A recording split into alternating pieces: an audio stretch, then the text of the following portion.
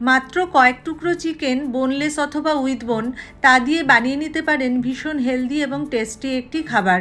স্বাগত আমার চ্যানেলে। আসুন তাহলে তৈরি করি। প্রথমেই ম্যারিনেট করে নেব পাতিলেবুর রস, লবণ, আদা রসুন বাটা, গোলমরিচের গুঁড়ো। ভালো করে মেখে কিছুক্ষণ রেখে দেবো। কিছু সবজি যেমন শসা, পেঁয়াজ, টমেটো, ধনেপাতা, ক্যাপসিকাম, কাঁচা লঙ্কা কেটে নেব। শসার খোসা না ছাড়িয়ে ছোট ছোট ডুমো ডুমো করে কেটে নেব। বাকি সবজিগুলোকেও একইভাবে একই সাইজে কেটে নেব। প্রচণ্ড গরমে যখন রান্নাঘরে বেশিক্ষণ থাকতে ভালো লাগবে না, কিংবা বেশি তেল মশলাদার খাবার খেতেও ভালো লাগবে না, তখন এই রেসিপি বানিয়ে আপনি পরিবেশন করতে পারেন। এটি খুব স্বাস্থ্যকর। এতে রয়েছে প্রচুর ফাইবার, তাই ব্লাড সুগার লেভেল ঠিক থাকবে।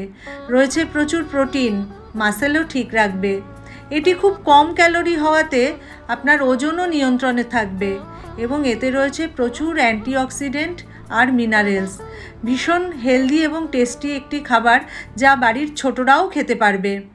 সব সবজিগুলো কেটে নেবার পর প্যানে 1 চামচ মাখন দিয়ে চিকেনগুলো দিয়ে হালকা করে ভেজে ঢাকা চাপা দিয়ে সেদ্ধ করে নেব। আলাদা করে জল দিতে হবে না।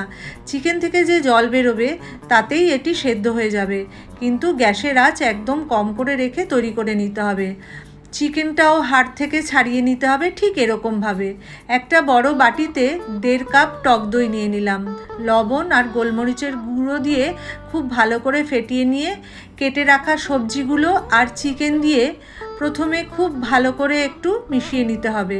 তারপর দিতে হবে কাঁচা লঙ্কার কুচি আর ধনেপাতা কুচি।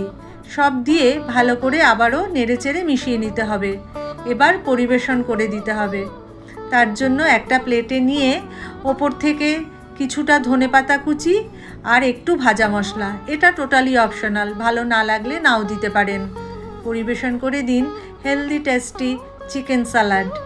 যারা আমার চ্যানেলটি নতুন দেখছেন তাদের কাছে সাবস্ক্রাইব করার অনুরোধ রাখলাম।